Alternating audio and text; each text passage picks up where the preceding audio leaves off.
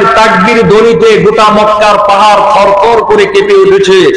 আর আজকে বড় দুঃখজনক, বড় আফসোসের ব্যাপার, এত কষ্ট করে এই মাদ্রাসার মধ্যে দ্বীনি প্রতিষ্ঠান মাহফিলের আয়োজন করা হয়েছে, রাস্তায় হাজার হাজার লোক রাস্তার মধ্যে দাঁড়িয়ে দাঁড়িয়ে তামসা দেখে, অথচ এই প্যান্ডেলে সামিয়ানার নিচে পুরো সামিয়ানা এখনো পর্যন্ত পরিপূর্ণ কানায় কানায় পূর্ণ হয় না, ঠিক কিনা বলেন?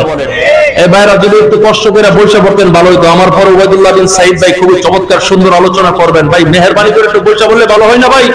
এটা দ্বীনি পরিবেশ, দ্বীনি কথা শ্রবণ করা, শোনা এবং বলা এবং বোঝার একটা পরিবেশ আছে, যেন তেন ভাবে করা যায় না। ওই আমাদের বাংলাদেশের এক ওই রাম্য এক বক্তা আছে মুস্তাক ফয়জি, ওই এটাতে আসা যা বসা যা শোয়া যা সব করা যায়, কিন্তু উঠা যাওয়া যায়, ঠিক না বলেন?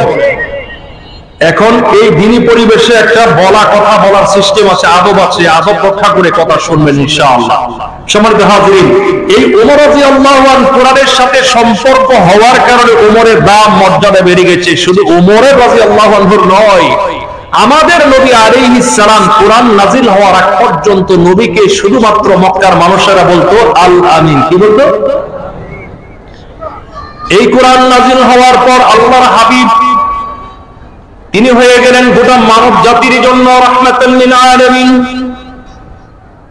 কোরআন নাজিল হওয়ার আগ পর্যন্ত আমাদের নবী ছিলেন মুহাম্মদ ইবনে আব্দুল্লাহ। কোরআন যখন নাজিল হলো তখন তিনি হয়ে গেলেন মুহাম্মাদুর রাসূলুল্লাহ।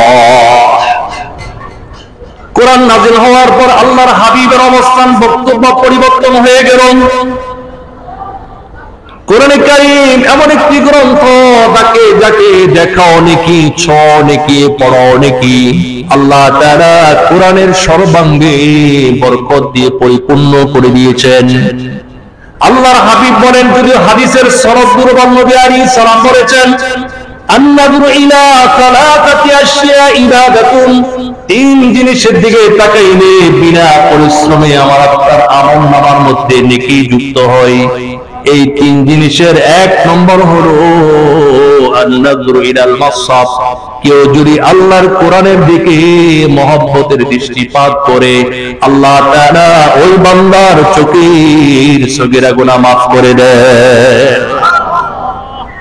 দুই নম্বর হলো আল্লাহর হাবিব বলেন আন-নাযরু ইলাল কাবা। কেউ যদি বাইতুল্লাহর দিকে মহব্বতের দৃষ্টিপাত করে, আল্লাহ তাআলা ওই বান্দার চোখের সগীরা গুনাহগুলো মাফ করে দেন। নবী আলাইহিস সালাম বিভিন্ন হাদিসে বলেছেন, দৈনিক বাইতুল্লাহর উপর 120টি রহমত নাযিল হয়। কেউ যদি বাইতুল্লাহ তওয়াফ করে, তার উপর দৈনিক 760টি রহমত নাযিল হয়।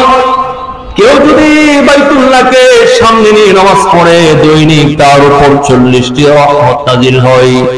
আর যে মানুষটা শুধু বাইতুল্লাহর সামনে মহব্বতের দৃষ্টি প্রদান করে, তার আমলনামায় দৈনিক 20টি করে রহমত বর্ষিত হয়। তিন নম্বর, নবী আলাইহিস সালাম বলেছেন আন-নাযরু ইলা ওয়াজহিল ওয়ালিদাইন। পিতামাতার চেহারার দিকে তাকাইলে সগীরা গুনাহ মাফ হয়। নবী আলাইহিস সালাম বিভিন্ন হাদিসে বলেছেন, মা মিন ওয়ালাদিন বাররিন ইয়াউযুরু ওয়ালিদাইহি নাযরা রাহমাতিন ইল্লা কাতাবাল্লাহু লাহু বিকুল্লি নাযরাতিন হাজ্জাতান মাবরুরা।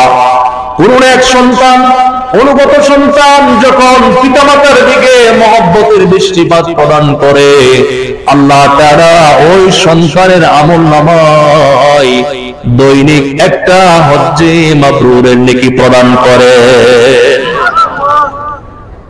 সাহাবে কেরাম প্রশ্ন করেছেন, ওয়া ইন্না যারা কুল্লা ইয়াউমিন মিয়াতা মাররা, ইয়া রাসূলুল্লাহ, কোন সন্তান, এক সন্তান, অনুগত সন্তান যদি দৈনিক পিতামাতার দিকে 100 বার করে দৃষ্টিপাত প্রদান করে, আল্লাহ তাআলা ওই সন্তানের আমলনামায় দৈনিক কি 100 করে হজ্জে মাবরুরের নেকি দিবেন?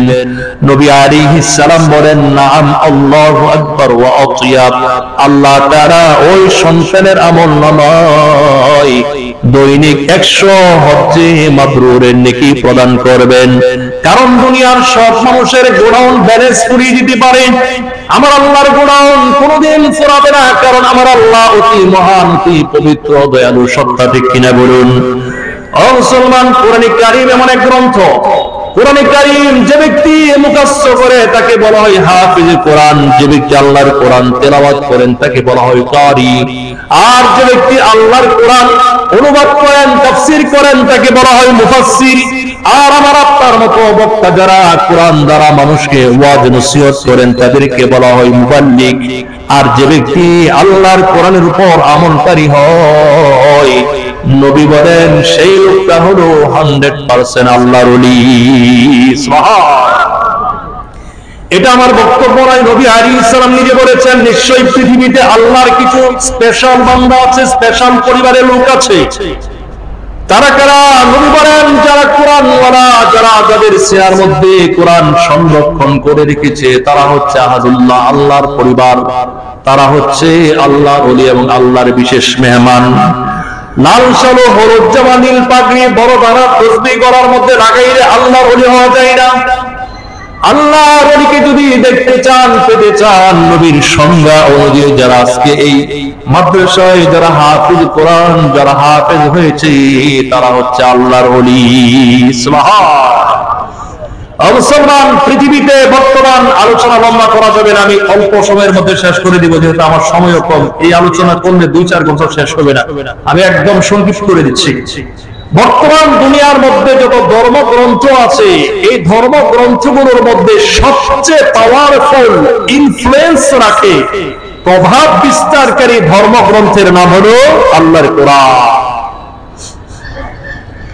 আমাদের বুজুর্গ শাহতুল্লাহ বুখারী রাহমাতুল্লাহি আলাইহিকে যখন ইংরেজরা ভারতে রামপুর জেলে বন্দী করে নিলেন, হযরতকে জেলখানায় বন্দী করার পর ইংরেজের বাচ্চারা বলল, মাওলানা আতাউল্লাহ বুখারী তুমি একজন রাষ্ট্রদ্রোহী, তোমার সশ্রম কারাদণ্ড।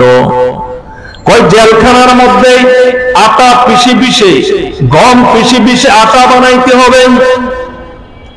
মাওলানা আতাউল্লাহ বুখারী বললেন নো প্রবলেম, কোনো সমস্যা নাই, কারণ আল্লাহর হাবিব এটা এই যে জাতীয় কাজ করেছেন এটা আমার নবীর সুন্নত।